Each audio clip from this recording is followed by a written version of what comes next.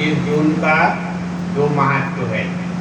एक तो 21 जून को सूर्य जो है वो दिन जो है सबसे बड़ा दिन माना जाता है, सबसे बड़ा है ना, और दिन रात सबसे छोटी होती है। सबसे बड़ा दिन तो माना जाता है 25 दिसंबर को, और 25 दिसंबर को जो बड़ा दिन होता है उसमें और इस बड़े दिन में अंतर है। और इसके बाद दिन छोटा होने लगता है, रात बढ़ती है, दिन छोटा होता है। 21 जून को दिन जो है स्थिर हो जाते हैं। दूसरी बात, सूर्य जो है वो दक्षिणायन में चला जाता है। जब सूर्य दक्षिणायन में चला जाता है तो कहते हैं दक्षिणायन के शुभ कार्य अच्छे होते हैं। अगर दक्षिणायन में सूर्य है तो शुभ कार्य, इसलिए देखा होगा कि ज़्यादातर कामकाज जितने होते हैं, शादी बारात होते, वो जाड़े में किए जाते हैं। रीजन और भी हैं बहुत सारे, पर एक रीजन उसमें ये भी है। पर मृत्यु उत्तरायण की अच्छी होती है, मृत्यु दक्षिणायन की नहीं अच्छी। तभी भीष्म पितामह ने संकल्प से त्याग किया, उत्तरायण से त्याग किया। ठीक है, इसलिए 21 जून का दिन फिक्स किया गया। और सारे विश्व में, केवल इंडिया में नहीं, ये सारे विश्व में योगा दिवस के रूप में मनाया जाने लगा। तो अब केवल एक दिन से स्वस्थ रहेंगे, एक दिन से स्वस्थ रहेंगे तो हमें रोज रोज करना है, थोड़ा थोड़ा रोज रोज करना है, तो थोड़ा थोड़ा वाला योगा रोज रोज करने के लिए हम सर से लेकर पैर और ये पंजों तक, ठीक है, बताए देते हैं और उसका अभ्यास करेंगे। अगर रोज अभ्यास करेंगे तो ये गारंटी है कि आप तन से फिट रहेंगे। अभ्यास नहीं करते इससे फिट नहीं रहते।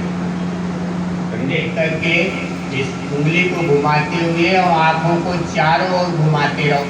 केवल आँखें ही घुमाना, सर गर्दन नहीं घूमनी चाहिए, केवल आँखें घूमनी चाहिए। आँखें राउंड राउंड।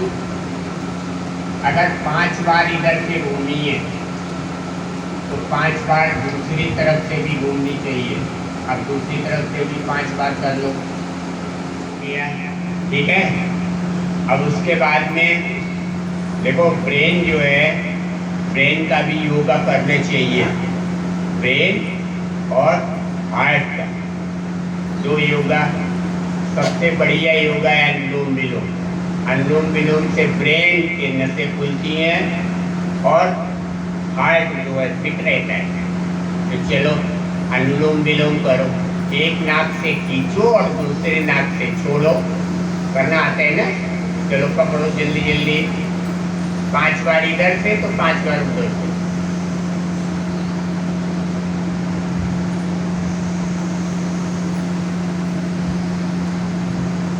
कपालभाति जरूर किया करो, पर धीरे धीरे से शुरुआत करो। जिसको हार्निया हो वो कपालभाति कभी मत करे।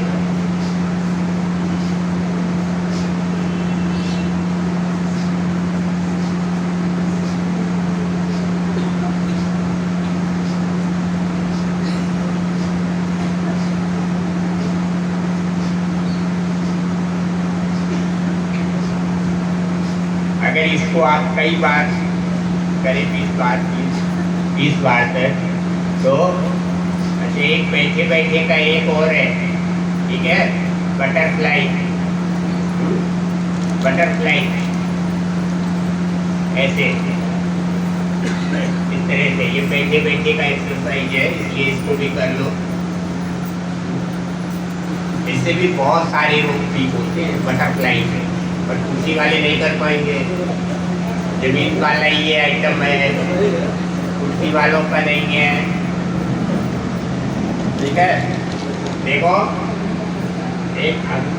अभी एक बात देखो, जिनका अभ्यास, और जब अभ्यास हो जाएगा तो जमीन में पैर लगने शुरू हो जाएंगे, ठीक है।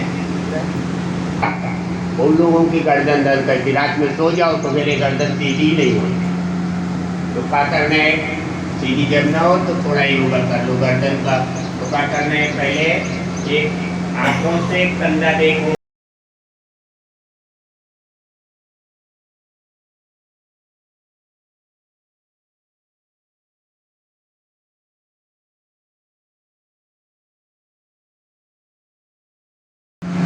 पहला स्टेप। फिर दूसरा स्टेप, गर्दन को थोड़ा मोड़ो 90 डिग्री पर, इधर से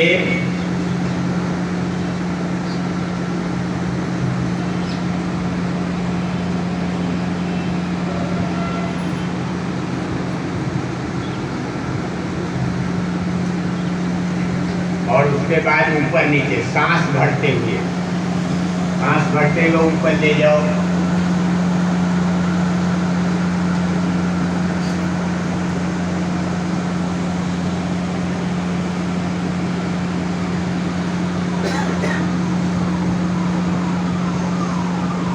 ठीक है, 3 बार।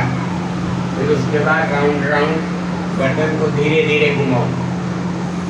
आपको बताया था कि गर्दन को तेज तेज नहीं घुमाना चाहिए, क्योंकि गर्दन की नसें जो होती हैं वो कमजोर होती हैं। अगर 3 बार इधर से घुमाया तो 3 बार दूसरी तरफ से भी।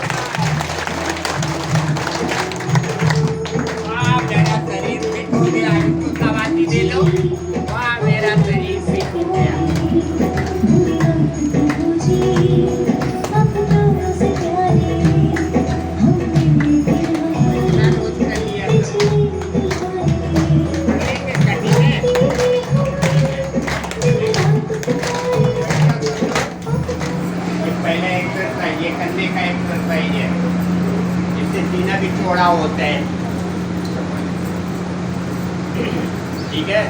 उसके बाद दूसरा एक्सरसाइज कंधे का, कोहनी एक में मिलनी चाहिए। बहुतों की कोहनी नहीं मिलती है, बहुत से लोगों की शिकायत रहती है, क्या करें कोहनी एक में मिलती ही नहीं है। इसको एक में मिलाओ। 5 बार अगर इधर से किया तो 5 बार दूसरी तरफ से भी, आप दूसरी तरफ से।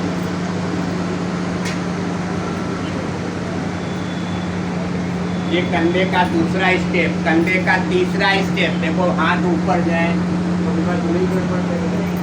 नहीं करेगा, हाथ एक ऊपर एक नीचे, है ना। ये स्टेप कंधे का है।